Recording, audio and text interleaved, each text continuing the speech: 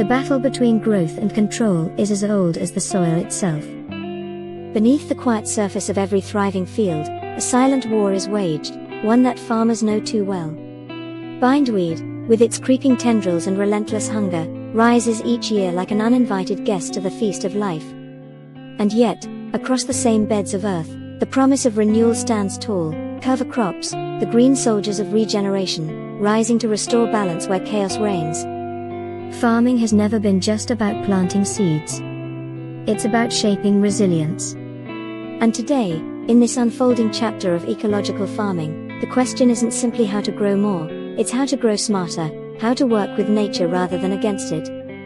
Because in the world of regenerative agriculture, even an enemy like bindweed has lessons to teach. Bindweed isn't just a weed. Its persistence made visible, a living metaphor for survival under pressure. It burrows deep, twines tighter, and thrives in adversity. Its roots plunge into the earth, gripping hard like memories that refuse to fade.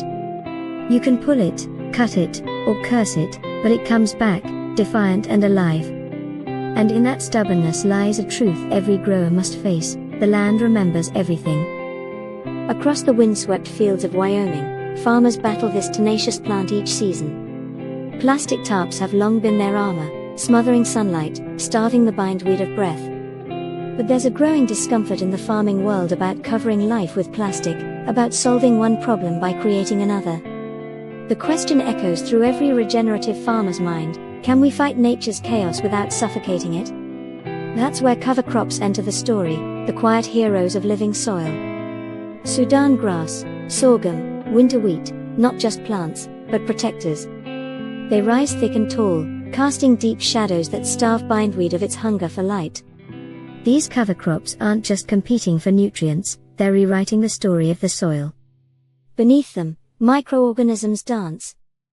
The roots speak in silent codes of carbon and nitrogen, healing what years of tillage and exposure have broken. Shade, researchers say, is one of the few natural weapons that weakens bindweed's iron grip. And so the strategy shifts, from attack to balance, from domination to partnership. The Sudan grass becomes more than a crop, it's a living shield. Every blade a defiance against degradation. Every root, a quiet act of restoration. But there are no quick victories here. In the world beneath the plow, time is both the weapon and the healer.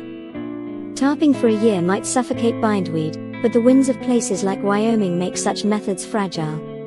The earth there is restless, the air wild, and no amount of weight keeps plastic pinned to soil that refuses to be tamed.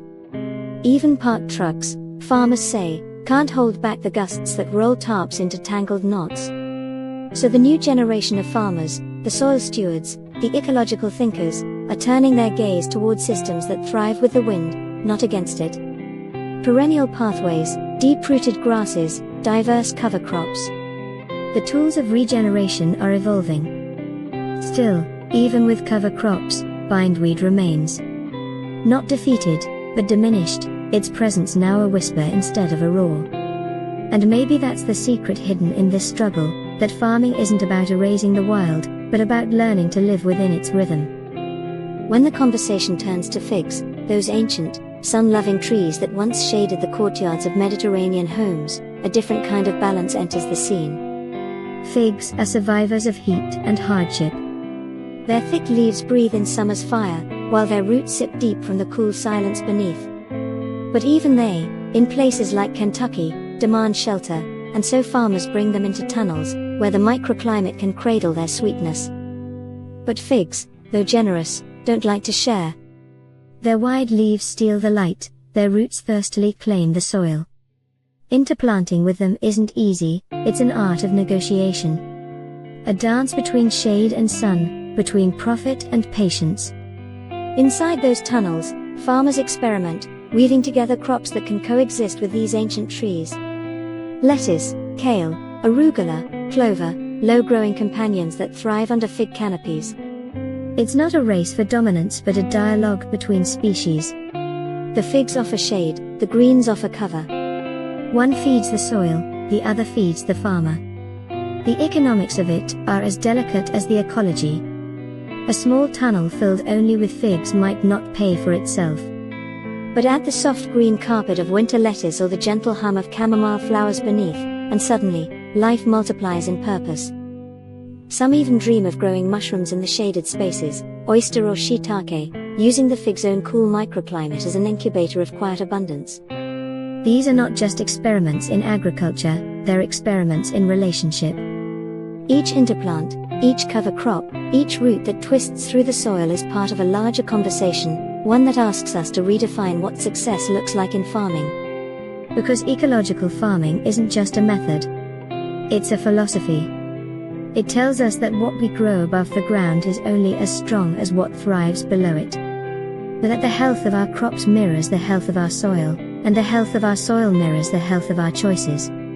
Bindweed and figs may seem like two separate stories, one about invasion, the other about cultivation, but they're chapters in the same book. One reminds us that control is an illusion. The other reminds us that growth is a partnership. Between them lies the truth, that farming is not conquest, but cooperation. As the sun sets over fields of cover crops, the landscape glows in gold and green. The wind moves softly through the Sudan grass, carrying with it the scent of renewal. Beneath the surface, bindweed still lives, persistent, patient, waiting. But so does life, in all its diversity and resilience. The two will always coexist, locked in a dance older than any farmer's hands. And maybe that's not a battle to be won, but a rhythm to be understood. In the end, ecological farming teaches humility. The land doesn't need us to dominate it, it needs us to listen. To observe the wisdom in weeds, to learn from the way roots share the earth, to see how life finds balance even in conflict. Every cover crop planted, every fig tree nurtured, every pathway left alive, all of it points toward a future where soil isn't just dirt, but a living, breathing system of connection. And perhaps that's what real farming has always been, not the act of growing food, but the act of growing understanding. As the final rays of sunlight fade across the fields, a quiet realization settles over the landscape: nature doesn't take sides.